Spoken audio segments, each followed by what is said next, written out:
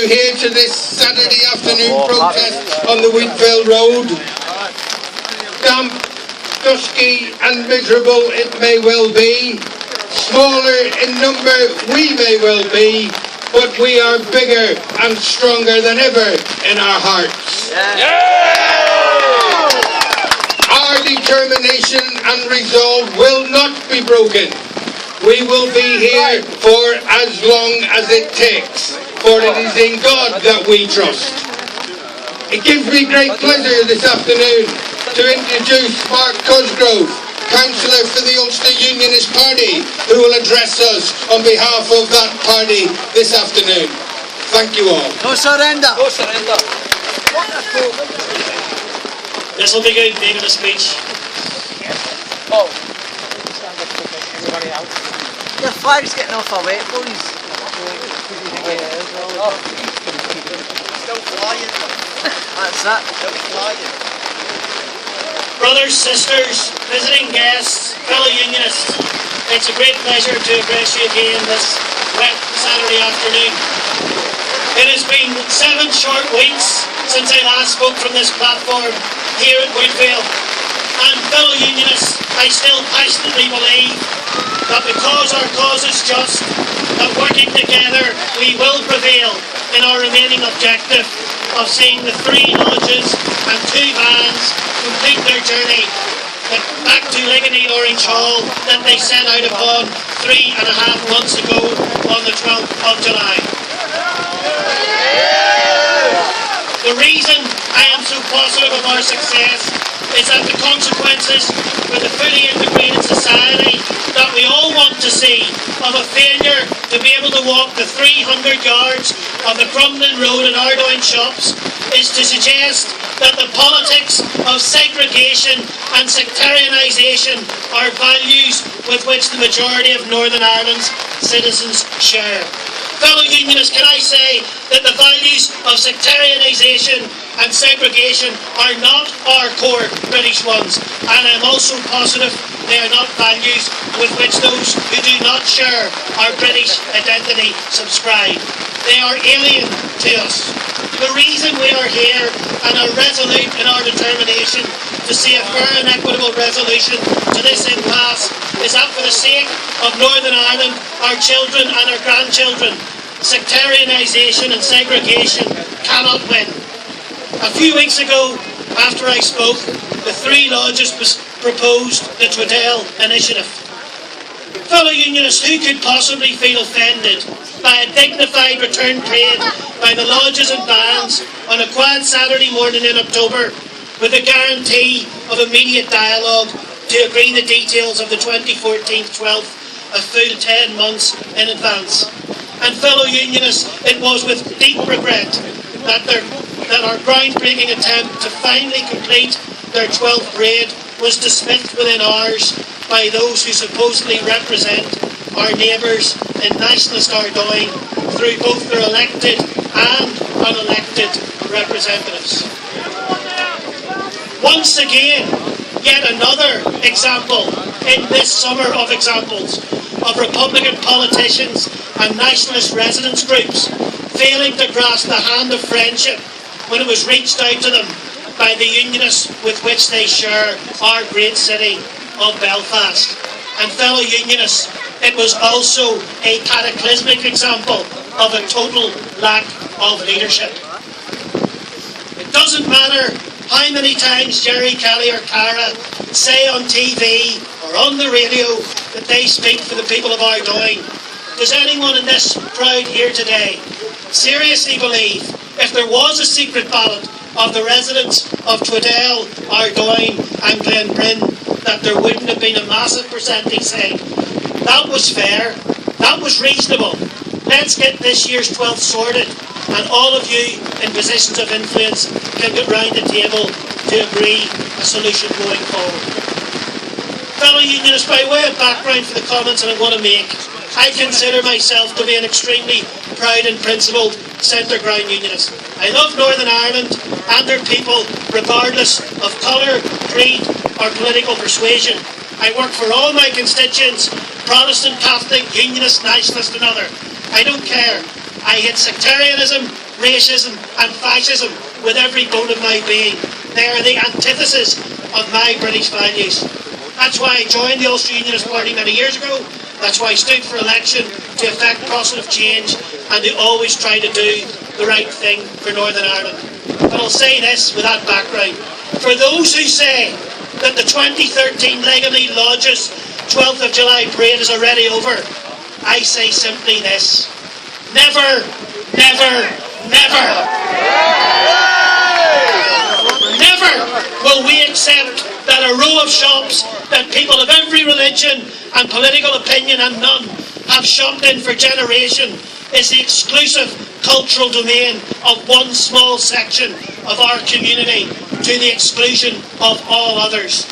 And never will we accept that instead of reducing the barriers to cross-community cooperation, that in November 2013 we should actually be creating more barriers, more single identity areas, more no-go parts of our city for other unionists or nationalists.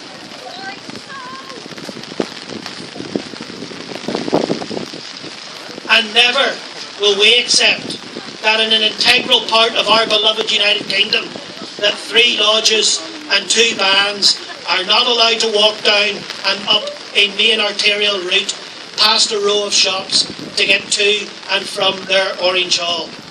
All we ask is that our brethren and bands are allowed with dignity and respect to complete the final few minutes of their return 12th of July parade. Fellow Unionists, I don't think that's too much to ask of anyone. And another reason why it was particularly wrong of others not to fully embrace the WOODVALE initiative is that the effective lack of stability created by the unbelievable determination in July to reward the previous year-on-year violence from so-called dissident Republicans and then disgracefully ban the Legally Lodges and bands from a 2-minute part of their route has had on community relations, police relations and on the local traders. Fellow Unionists, I'm sure we all want to see the Union flag flown again, proudly and in all its majesty and glory over the civic headquarters of our regional capital city.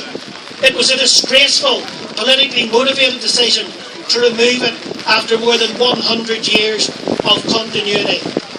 It also ignores the political reality that Belfast is the capital city of Northern Ireland, a regional capital of Northern Ireland, and that Northern Ireland is, whether others like it or not, an integral part of the United Kingdom.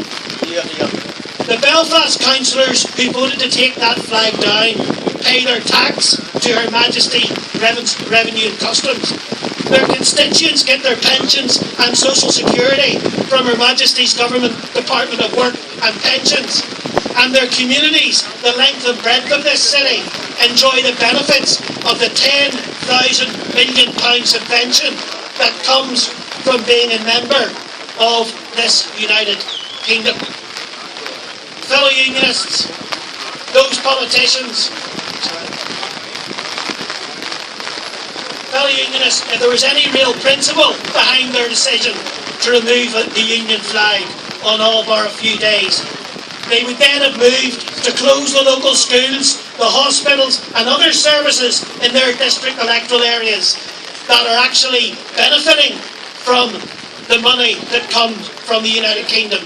So they have no respect for the flag of the United Kingdom in which they reside, but they have no problem benefiting from the billions that flow into Northern Ireland from their membership of that kingdom. None whatsoever. And fellow Unionists, those politicians in East Belfast and South Belfast that have previously persuaded people that they are small U Unionists will very soon have to knock the doors in those areas to account for their decisions and their actions. And just as democratically elected politicians, albeit acting outside their 2011 manifestos, is the reason it was removed, so the only way it can be reinstated is by the political will of the councillors or an agreed political solution through the Haas process. Very worryingly, fellow Unionists, despite what happened only 11 months ago, voter registration in Belfast and indeed throughout Northern Ireland is very dangerously low. I would use this platform to appeal to you all to make sure you're on the register and also to make sure your family and friends are fully registered, to ensure they are in a position to come out next May in their tens of thousands throughout Belfast, to ensure there is an enhanced unionist representation, in the hope that never again can such a proposal gain a majority of councillors' votes. Fellow unionists, will come to a subject now which there has been massive Republican hypocrisy over, and I'll come to them in a second. I am positive that the overwhelming majority of the unionist community love their city and want businesses in Belfast to prosper. That's why I feel strongly there must be minimal disruption to our city centre during the key trading Christmas period. The traders and shoppers of Belfast should not be penalised for a decision over which they had no control, and surveys tell us the overwhelming majority of the citizens of Belfast disagreed with taking the flag down. And I would urge any groups holding events in the city centre in the run-up to Christmas to engage positively with traders, and I understand from chats today that that has already happened. Far too many people's livelihoods depend upon it, particularly our young people who dominate the retail employment sector. However, the people of Belfast and Northern Ireland will take no lectures from Republicans on this issue. For 30 years, your so-called comrades made Belfast city centre a no-go area for this city from people of all backgrounds.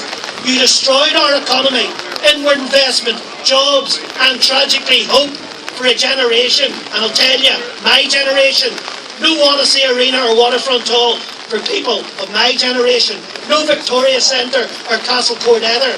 Bags searched in every shops, buses searched going into the city centre, bomb alerts, actual bombs and security barriers. Not to mention, fellow unionists, 29 million stole from a city centre bank, and never even an apology made for any of it. So like so many things perpetrated on the people of this city and this province, it is simply airbrushed out of history. In conclusion, I would like again to focus on the final goal and objective that we have left from a campaign that we did never want, but that was thrust upon us 3.5 months ago. The current Trades Commissioner being replaced, and I am hopeful that more people from the unionist tradition will apply to provide some balance, which has been very sadly missing in the last few years. Of course, the flawed legislation that the Commission operates under also needs to be reviewed as we seek to create a situation where we have genuine civil and religious liberty for all. We reach out our hand in genuine and real friendship to those in the nationalist community who want to create a better Northern Ireland, to build community relations, to show mutual respect for their unionist neighbours, and we in turn, as always, offer the same. I urge them to put pressure on their political and community leaders to fully grasp the opportunities to see the 2013 12th grade finally return home, and then to go on and build a long and lasting sustainable framework for the next generation and beyond. The Ulster Unionist Party was created in 1905 to maintain, promote and sustain the Union. We've done so proudly through the Home Rule crisis, 2 world wars and 30 years of the Troubles. Northern Ireland is our baby. We conceived it, we nurtured it, safe and secure within the Union. The health and cultural well-being of our province is also vitally important to all of us gathered here today. We reject utterly the cultural apartheid that sees us gathered here at WOODVALE this Saturday afternoon. Shared future talk and rhetoric from nationalists and Republicans without shared future actions are utterly meaningless. We seek no favours. This is crucial. We will never ask for permission to walk. We merely seek what is fair and what is just, that our brethren walk home in a manner befitting the finest traditions of Orangism and Unionism. For our part, we will never deny those rights to others, but we will demand them for ourselves. United we stand, divided we fall. Our cause is just. Together we will prevail. Thank you. No surrender!